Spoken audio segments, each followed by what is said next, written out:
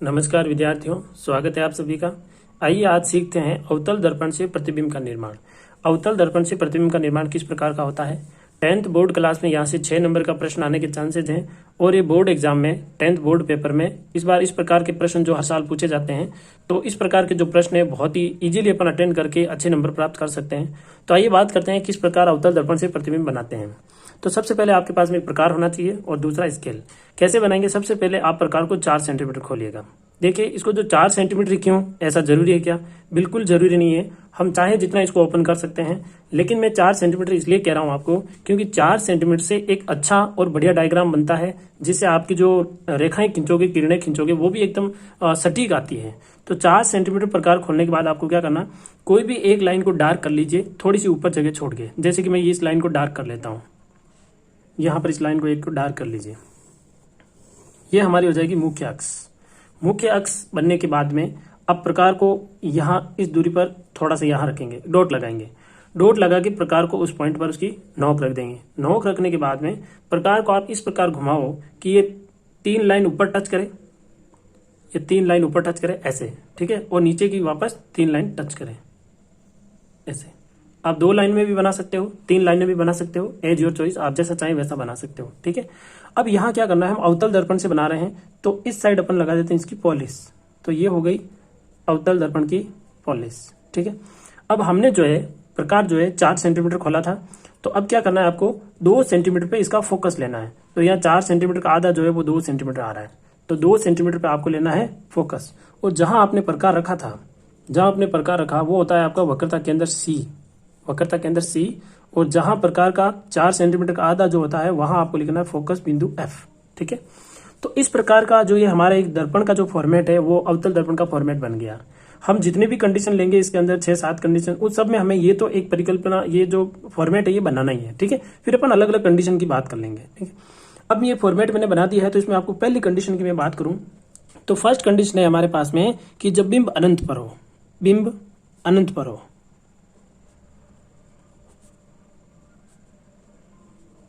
अनंत पर हो। देखिए बिंब अनंत पर हो, इससे क्या अभिप्राय है?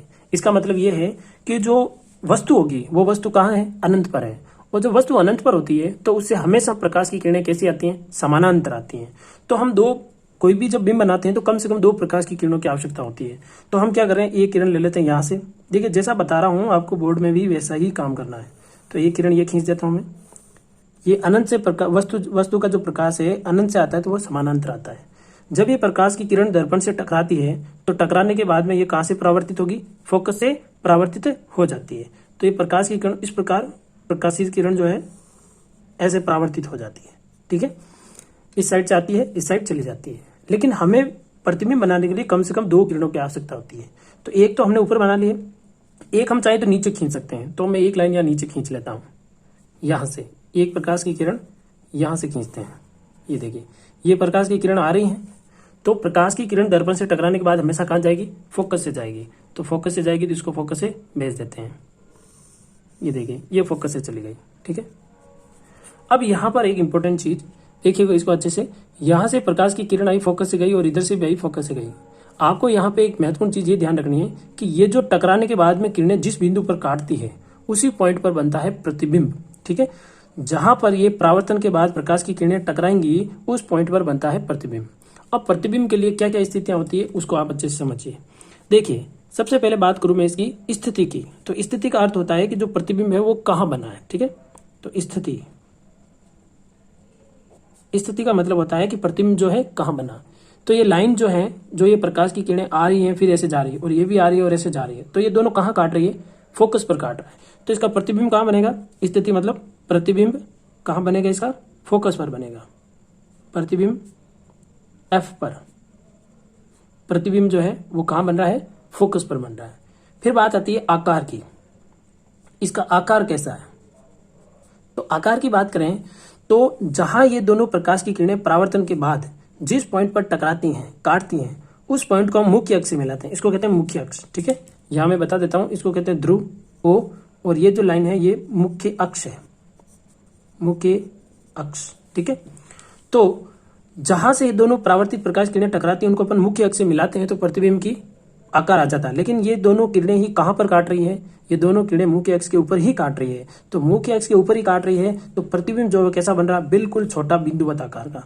तो आकार कैसा होगा, बिंदुवत आकार का, बिंदुवत, ठीक है, बिंदुवत, ठीक है। तीसरी कंडीशन बनती है इसका स्वरूप, या फिर इसको कह दीजिए प्रकृति। प्रकृति क्या है, तो प्रकृति कैसे निकालेंगे, देखिए प्रकृति निकालने के लिए हम क्या बताते हैं कि ये किरणें जो प्रकाश से टकरा के वापस ऐसे जा रही हैं, इनमें एक भी डॉटेड लाइन नहीं है, यानी कि ये जो किरणें हैं ये रियल है, ये वास्तविक है, और ये वास्तव में काट रही हैं। तो प्रतिबिंब जो होता है वो होगा वास्तविक। और एक चीज और ध्यान रखिएगा, जो प्रतिबिंब वास्तविक होता है वो प्रतिबिंब हमेशा कैसा होता है, उल्टा होता है। तो वास्तविक प्रतिबिंब के लिए हमेशा फिक्स कंडीशन है, वास्तविक होगा तो वो कैसा होगा, उल्टा होगा। आई होप ये एक डायग्राम आपको अच्छे से समझ में आ गया होगा। अगर नहीं आया है तो घबराने की बात नहीं है, जैसे मैं अगला डायग्राम बनाऊंगा तो आपको बिल्कुल अच्छे से क्लियर हो जाएगा कि अभी तक हमने क्या किया था, ठीक है। तो अगले डायग्राम के लिए मैं बना के पहले ही तैयार कर देता हूँ, या फिर इसी को आप साथ में समझ लीजिए, ज़्यादा बेटर रहेगा। वापस एक बार चेक करते हैं। देखिए प्रकार मैंने 4 सेंटीमीटर खोला हुआ है, तो मैं इस प्रकार को यहाँ रख लेता हूँ। मुख्य अक्ष बना लेते हैं पहले, ये लीजिए मुख्य अक्ष बना लेते हैं। ये हमने मुख्य अक्ष बना ली, ठीक है। प्रकार को यहाँ लगभग यहाँ रख दीजिएगा बीच में, यहाँ प्रकार को रख दिया मैंने। रखने के बाद में प्रकार को 3 लाइन ऊपर टच करते हुए ऐसे, और 3 लाइनें नीचे टच करते हुए, ये देखिए 3 लाइन ऊपर 3 लाइन। ये 3 लाइनें क्यों, ज्यादा ले ले कम ले ले, बिल्कुल ले सकते हो, लेकिन बोर्ड एग्जाम के हिसाब से आपको अच्छा डायग्राम और सुंदर और आकर्षक डायग्राम बनाना होता है। तो इसके लिए आपको क्या करना है कि प्रकार को जैसा बता रहा हूं मैं उतना ही खोलना है, एक सुव्यवस्थित और अच्छा डायग्राम बनेगा। अब जहां पर प्रकार की नोक रखी थी वो होता है सी, ठीक है। और आपने प्रकार 4 सेंटीमीटर खोला था, तो इसका आधा कर लीजिए, 4 सेंटीमीटर का आधा 2 सेंटीमीटर, 2 सेंटीमीटर पर हो जाएगा आपका फोकस। तो यहां पर होता है फोकस, क्योंकि एक सिद्धांत लगता है यहाँ पर R बराबर 2F, यानी जो वक्रता त्रिज्या होती है O से C की दूरी जो होती है वो OF की दुगुनी होती है, ठीक है। इसको कहते हैं फोकस दूरी। चलिए अब मैं सेकंड कंडीशन की बात कर रहा हूँ। देखिए फर्स्ट कंडीशन जब बिंब अनंत पर हो, वस्तु अनंत पर थी। सेकंड कंडीशन में मैं क्या बात करूंगा, सेकंड कंडीशन में मैं कह रहा हूं कि वस्तु जो है वो वक्रता केंद्र के पास है। पहले तो बहुत दूर थी, लेकिन अब कहीं ना कहीं इधर पास में है। तो बिंब सीमित दूरी पर हो, सीमित दूरी पर हो, सीमित दूरी पर कह सकते हो, या फिर सी से परे कह सकते हो। तो अब हमें बिंब को कहाँ रखना पड़ेगा, सी के इधर कहीं भी रख दीजिए। तो मैं मान लेता हूं बिंब को यहां रखूंगा, ठीक है। बिंब को कितना रखना है, कम से कम 2 लाइन ऊपर ले लीजिए। आपकी जो कॉपी की लाइन है ना, ये कॉपी की लाइन जो आपकी है, इस कॉपी की लाइन को 2 लाइन ऊपर ले लीजिए। तो ये हो गया बिंब, इसको बिंब कहते हैं, बिंब ऐसे बनाते हैं। और यहाँ इसका बिंब का नाम रख देते हैं AB, ठीक है। बिंब हो गया AB। अब हमें बिंब से प्रकाश की किरणें ले जानी है, और कम से कम कितनी किरणें, 2 किरणें जानी चाहिए। तो एक किरण तो हम बिल्कुल हमेशा यहीं से लेंगे, 6 डायग्राम बनाएंगे सब में यहीं से लेंगे। तो एक प्रकाश की किरण तो मैं यहाँ से ले लेता हूँ, ये देखिए ऐसे, ठीक है। अब ये प्रकाश की किरण कहाँ से जाएगी, ये प्रकाश की किरण जाएगी फोकस से। तो फोकस से गुजार देते हैं, ये लीजिए फोकस से हमने गुजार दी इस लाइन किरण को। दूसरी किरण कहाँ से लें, दूसरी किरण को इसके बिल्कुल शीर्ष भाग से ही लेना है, लेकिन फोकस से जाती हुई दर्पण से टकरानी चाहिए। ऐसे लेनी है आपको, ठीक है, ऐसे यहां से ली, फोकस से जाती हुई दर्पण से टकराएंगी। अब दर्पण से टकराने के बाद में इनका नियम होता है, यदि प्रकाश की किरण फोकस से आती है तो समांतर हो जाती है, और यदि समांतर आती है तो फोकस से जाती है। तो ये प्रकाश की किरण फोकस से आ रही है तो कहां से जाएगी, समांतर चली जाएगी। तो इसको समांतर कर देंगे बिल्कुल, ये लीजिए, ये हमने इसको समानांतर कर दिया। ये प्रकाश की किरण वापस ऐसे जाएगी। अब हमें पता करना है कि ये दोनों प्रकाश की किरणें टकराने के बाद कहाँ काट रही है। तो देखिए कहाँ काट रही है, ये प्रकाश की किरण आकर यूं जा रही है, ठीक है, यहां से, और ये प्रकाश की किरण आकर यूं जा रही है, तो यहाँ काट रही है दोनों। यहाँ दोनों प्रकाश की किरण काटती है, तो हमें प्रतिबिंब पता करने के लिए क्या करना पड़ता है, इस पॉइंट को मुख्य अक्ष से मिलाना पड़ता है। तो मुख्य अक्ष से मिला देते हैं, ये लीजिए, ये मुख्य अक्ष से मिला दिया। यहाँ पे जो इसका शीर्ष है वो नीचे आ जाता है, ठीक है। तो यानी कि ये पॉइंट जो है वो हो जाता है A डैश, और ये पॉइंट हो जाता है B डैश। अब हमें यहाँ की इसकी स्थितियां लिखनी है। तो स्थितियां कैसे लिखेंगे, देखिए सबसे पहले बात करें, मैं एक्स्ट्रा लाइन को हटा देता हूँ, जितनी जरूरत है उतनी रखते हैं। चलिए, ऐसे प्रकाश किरण गई। स्थितियों में पहले बात करें स्थिति। देखिए स्थिति के बारे में मैंने आपको बता दिया है कि स्थिति का अर्थ क्या है। स्थिति का अर्थ है कि प्रतिबिंब कहाँ बन रहा है। तो आप क्या देख रहे हो, ये प्रतिबिंब है, ये प्रतिबिंब कहाँ बन रहा है, सी और एफ के बीच में। तो लिखोगे सी एंड एफ के मध्य। सी और एफ के बीच में कहीं पर भी बन सकता है, ध्यान रखना, इधर भी हो सकता है थोड़ा, इधर भी हो सकता है, इससे कोई फर्क नहीं पड़ता है। फिर बात करते हैं, स्थिति हो गई, फिर बात करेंगे आकार। देखिए प्रतिबिंब का आकार कैसा होगा। प्रतिबिंब का आकार देख सकते हो आप, ये जो मैं दूरी अगर मापूं तो ये मुझे लगभग 1 सेंटीमीटर से थोड़ी कम लग रही है, ठीक है, ये वाली डिस्टेंस। और ये वाली डिस्टेंस देखूं मैं तो ये लगभग 1.5 सेंटीमीटर है, ठीक है। तो आप खुद देख रहे हैं 1.5 सेंटीमीटर है, ये 1 सेंटीमीटर से कम है, तो प्रतिबिंब कैसा हुआ, छोटा, ठीक है। क्या लिखोगे, बिंब से छोटा, ठीक है, बिंब से छोटा लिख दीजिए, छोटा लिख दिया कोई बात नहीं, बिंब से छोटा। फिर बात करते हैं प्रकृति की। देखो आप प्रकृति में कंफ्यूज होते हो, आप प्रकृति में बिल्कुल कंफ्यूज नहीं होना। आपको यहाँ डॉटेड लाइन दिख रही है क्या, आपको कहीं पर भी डॉटेड लाइन दिख रही है, नहीं दिख रही है, डॉटेड लाइन नहीं दिख रही है, प्रतिबिंब कैसा बनेगा, वास्तविक बनेगा, वास्तविक बनेगा। और वास्तविक प्रतिबिंब हमेशा कैसे होते हैं, उल्टे होते हैं, वास्तविक और उल्टा, वास्तविक प्रतिबिंब और उल्टा बनेगा। तो ये मैंने 2 नंबर कंडीशन भी यहाँ पर फिनिश कर दी है, बिंब सीमित दूरी पर हो। आप जरा अनुमान लगाइए कि बिंब को पहले अनंत पे था, बहुत दूर था, फिर हमने यहाँ रखा, अब कहाँ रखना चाहिए, अब हम सी के ऊपर रखेंगे, फिर कहाँ रखेंगे, सी और एफ के बीच में रखेंगे, फिर एफ के ऊपर रख देंगे, फिर एफ और ओ के बीच में रखेंगे। ये टोटल 6 कंडीशन हो जाती हैं। तो आगे की कंडीशन के लिए एक बार मैं फॉर्मेट सारा एक साथ बना देता हूँ ताकि अपने वीडियो में टाइम भी बच जाए। तो मैं एक बार बना देता हूँ। चलिए मैंने सारे डायग्राम बना दिए हैं। बात करते हैं थर्ड कंडीशन की, और थर्ड कंडीशन अपने पास में है, थर्ड कंडीशन हम ले रहे हैं कि बिंब जो है अब कहाँ रखना है, सी पर है, बिंब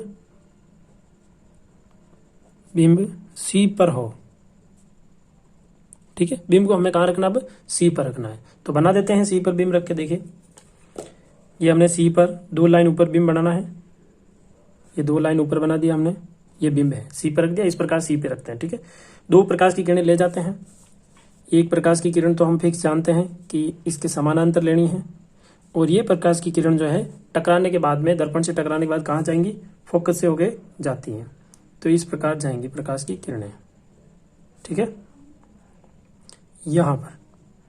तो यहां पर जो है ये एक प्रकाश की किरण हमने खींच दी है, और हमें कम से कम कितनी किरणें चाहिए, प्रकाश की 2 किरणें चाहिए। तो 2 प्रकाश की किरण कैसे लाएंगे, देखिए 2 प्रकाश की किरण लाने के लिए हम क्या करेंगे, एक लाइन और खींच लेंगे, यहां से खींचिएगा, ये खींच दी, ये प्रकाश की आने वाली किरण है, और जब फोकस से आती है तो कहां से जाती है, अक्ष के समानांतर जाती है। तो ये प्रकाश की किरण ऐसे जाएंगी,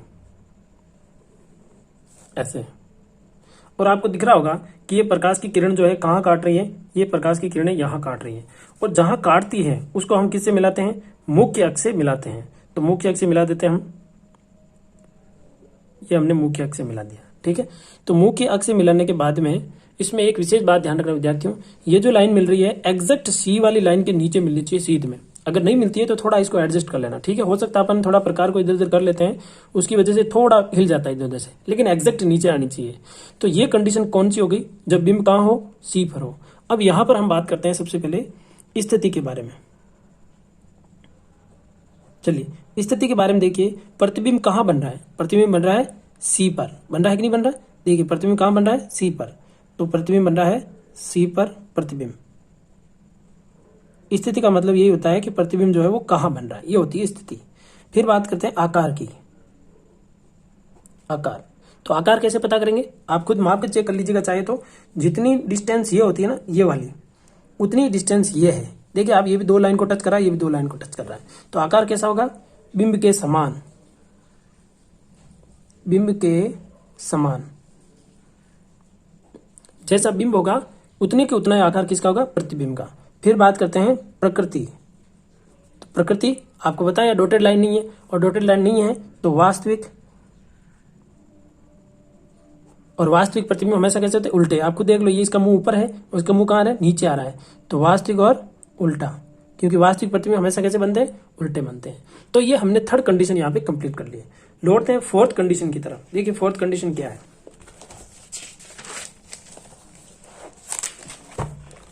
फोर्थ कंडीशन में हम क्या कहेंगे, हमने बिंब को सी पर रख दिया है, अब बिंब को कहां रखें, सी और एफ के मध्य। तो लिखेंगे बिंब सी व एफ के मध्य हो।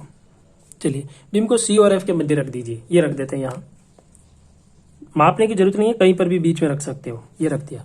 और आपको पता है 2 लाइन टच करना चाहिए, ऊपर 2 लाइन टच कर ली, ठीक है। इसलिए मैंने आपकी लाइनिंग कॉपी में बनाए सारे डायग्राम, क्योंकि आपको एग्जाम में भी ऐसे ही बनाना है। तो एक लाइन तो यहाँ से हम खींचते हैं प्रकाश की किरण, और ये प्रकाश की किरण जो है दर्पण से टकरा के कहाँ से जाएगी, फोकस से जाएगी। तो ये हम इसको फोकस से गुजार देते हैं, ये हमने इसको फोकस से गुजार दिया। एक और प्रकाश की किरण चाहिए, वो भी यहाँ से ले लो, इसके शीर्ष से कहाँ से, फोकस से होते हुए, ठीक है। हम सब डायग्राम ऐसे ही कर रहे हैं, उसके शीर्ष से लेकर फोकस से। चलिए तो शीर्ष से फोकस से इस प्रकार यहाँ ये ऐसे आएंगी और टकरा के कहाँ जाएंगी, समानांतर, अक्ष के समानांतर। तो अक्ष के समानांतर खींच देता हूं मैं, ये लो अक्ष के समानांतर खींच दी मैंने, ठीक है। थोड़ा लंबा बढ़ा देता हूँ इस लाइन को, ये लो, ये प्रकाश किरण ऐसे आई, ऐसे चली गई।